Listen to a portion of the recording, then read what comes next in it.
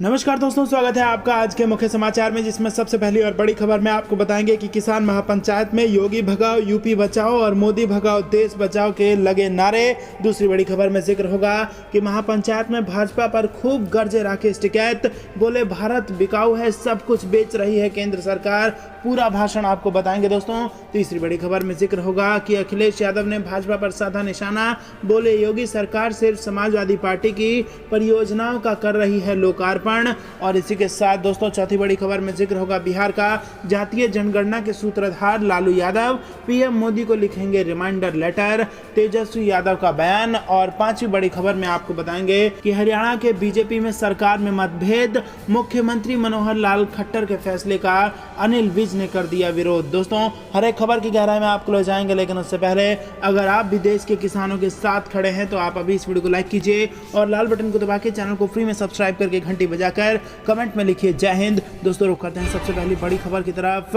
किसान महापंचायत में योगी भगाओ यूपी बचाओ और मोदी भगाओ देश बचाओ के लगे नारे। जी हां दोस्तों, मुजफ्फरनगर में रविवार को किसानों की महापंचायत हुई, जहां मंच से सियासी नारेबाजी हुई। किसान महापंचायत के मंच पर योगी भगाओ यूपी बचाओ और मोदी भगाओ देश बचाओ के नारे लगे। मंच से सतनाम सिंह ने यह नारा लगाया। वहीं भारतीय जनता पार्टी ने मुजफ्फरनगर में हुई किसान महापंचायत को चुनावी रैली करार दिया। भाजपा ने इसके आयोजकों पर उत्तर प्रदेश सहित कई राज्यों में आगामी विधानसभा चुनाव के मद्देनजर राजनीति करने का आरोप लगाया। दोस्तों क्या आप भी ऐसा मानते हैं कि उत्तर प्रदेश में भाजपा की सरकार गिराने के लिए किसानों ने बुलाई थी ये महापंचायत, और क्या आपको भी लगता है कि किसान इसमें हो जाएंगे सफल? हाँ या ना में अपनी राय बताइए। और अगर आप भी देश के किसानों के साथ खड़े हैं दोस्तों तो वीडियो को लाइक करना बेहद जरूरी है। रुक करते हैं अगली बड़ी खबर की तरफ। किसान महापंचायत में भाजपा पर खूब गरजे राकेश टिकैत, बोले भारत बिकाऊ है, सब कुछ बेच रही है केंद्र सरकार। दरअसल दोस्तों आपको बता दें कि किसान महापंचायत में पहुंचे राकेश टिकैत ने भाजपा की केंद्र व प्रदेश सरकार पर जमकर हमला बोला। उन्होंने कहा कि मिशन उत्तर प्रदेश और उत्तराखंड नहीं, मिशन देश बचाने का होगा।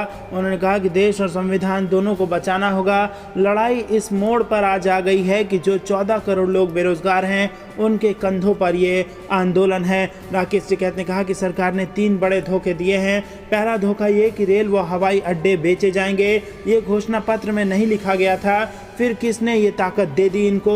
दूसरा धोखा ये कि बिजली बेचेंगे, प्राइवेट करेंगे, और ये उनके घोषणा पत्र में ये भी नहीं था। वहीं जब लोगों से वोट मांगी तब भी नहीं कहा कि वो जब सरकार में आएंगे तो वो बिजली बेचेंगे, तो फिर अब वो ऐसा क्यों कर रहे हैं। तीसरा धोखा ये है कि क्या वो सड़क भी बेच देंगे। जी हाँ दोस्तों, सड़कें बेचेंगे, उस पर टैक्स लगाएंगे, ये भी घोषणा पत्र में नहीं लिखा था। अब देख लो क्या क्या चीजें बिक रही हैं।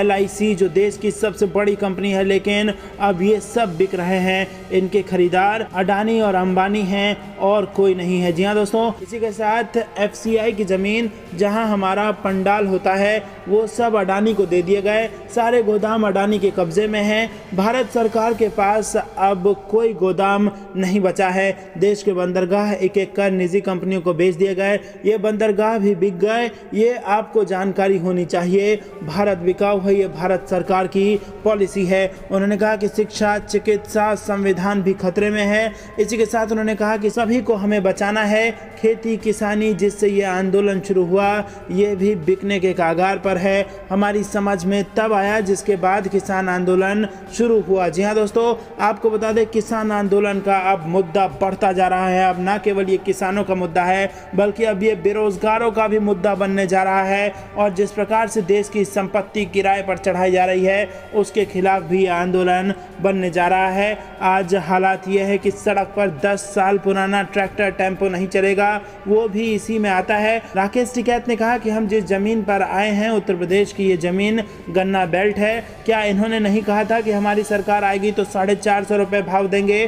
पुरानी सरकार ने 80 से 50 रुपये रेट बढ़ाया। क्या योगी सरकार इनसे कमजोर है? एक भी रुपया नहीं बढ़ाया। 12,000 करोड़ से ज़्यादा मिलों पर बकाया है। इन्हें मांगते हैं तो इसे राजनीति कहा जाता है। हम पर बहुत से आरोप लगाए गए, 9 महीने से वहाँ पर हैं, पूरा संयुक्त मोर्चा दिल्ली बॉर्डर पर है, हम घर नहीं जाएंगे। राकेश टिकैत ने कहा कि मैदान में आए हैं लेकिन मुजफ्फरनगर की जमीन पर पैर नहीं रखेंगे, गाड़ी से ही वापस चले जाएंगे। जब आंदोलन फतह होगा, देश की जीत होगी, तभी वापस आएंगे। उन्होंने कहा यहाँ पुलिस फोर्स के लोग हैं, उनकी सैलरी 25 से 30 हज़ार रुपये है, ड्यूटी 24 घंटे देते हैं, उनकी आवाज़ को दबाया जाता है, उनकी सैलरी शिक्षकों के बराबर हो, सरकारी कर्मचारी हैं, उनकी पेंशन खत्म की जा रही है। आप देश में निजीकरण करोगे तो रोजगार खत्म होंगे। जो बड़ी बड़ी कंपनी सरकार का रुपया लेकर भाग जाती है उन्हें ही संस्था बेच रहे हैं। रेलवे के 4.5 लाख कर्मचारी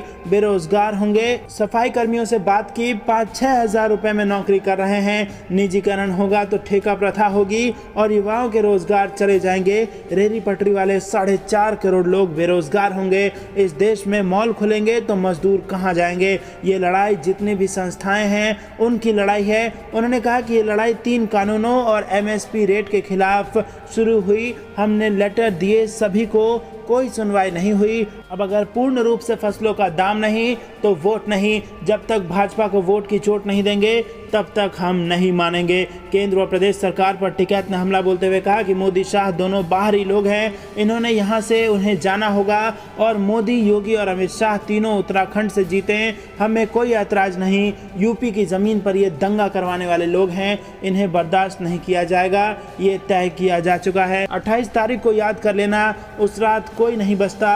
आंदोलन का कत्लेआम होने वाला था, कोई नहीं बचता। 8,000 की संख्या में पुलिस वहां पहुंच गई और आंदोलन पर कब्जा करने की उनकी नियत थी, लेकिन जब देश की जनता साथ में खड़ी हुई तो आंदोलन बच गया। ये सरकारें अगर हमारी कब्रगाह वहां बनाएंगी तब भी हम गाजीपुर बॉर्डर नहीं छोड़ेंगे। आंदोलन जीत कर आएंगे और तभी वापस आएंगे जब आंदोलन जीत जाएंगे। इस तरह की सरकारें देश में दंगा करवाने का काम करेंगी। और इसी की तरह आपको बता दें कि पहले जब टिकैत थे तो हर हर महादेव व अल्लाह अकबर के नारे लगे थे और अब भी ये हमेशा लगते रहेंगे। ये तोड़ने का काम करेंगे तो हम जोड़ने का काम करेंगे।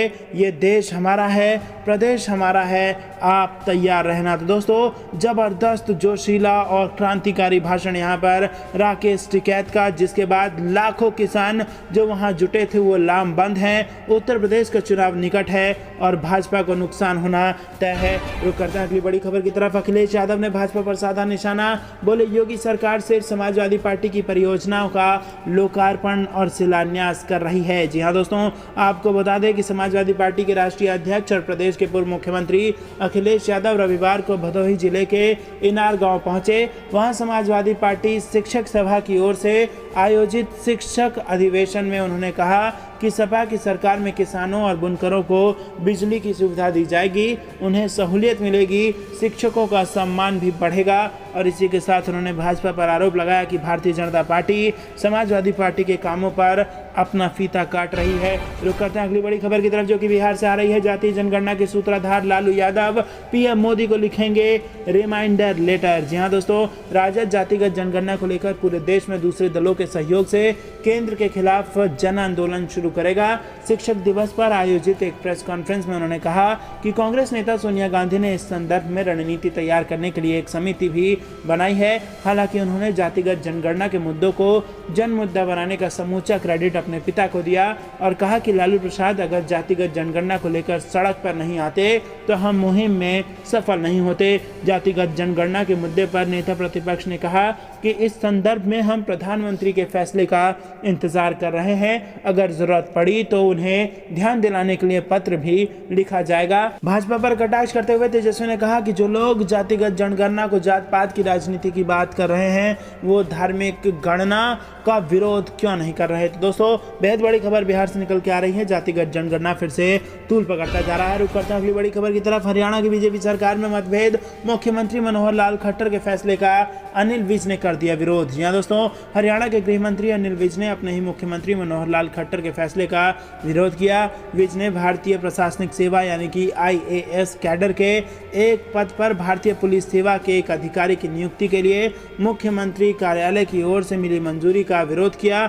विज ने इसके लिए केंद्र से मंजूरी मिलने की आवश्यकता पर जोर दिया। विज के विरोध के बाद अब ये सवाल उठने लगा है कि क्या हरियाणा बीजेपी में सब कुछ ठीक ठाक नहीं चल रहा। ऐसा पहली बार नहीं है, इससे पहले भी विज ने पुलिस अधिकारियों की कमी का हवाला देते हुए आईपीएस अधिकारियों की गैर पुलिस सेवा से संबंधित तैनातियों पर आपत्ति जताई थी। तो दोस्तों बेहद बड़ी खबर निकल के आ रही है, हरियाणा की बीजेपी सरकार में मतभेद की यहाँ खबरें निकल के आ रही हैं। तो दोस्तों ये थी दिन भर कुछ बेहद जरूरी और बड़ी खबरें। अंत तक बने रहने के लिए बहुत बहुत धन्यवाद। देख रहे थे आपका अपना चैनल द दक्कन पेल न्यूज़। जय हिंद, जय भारत।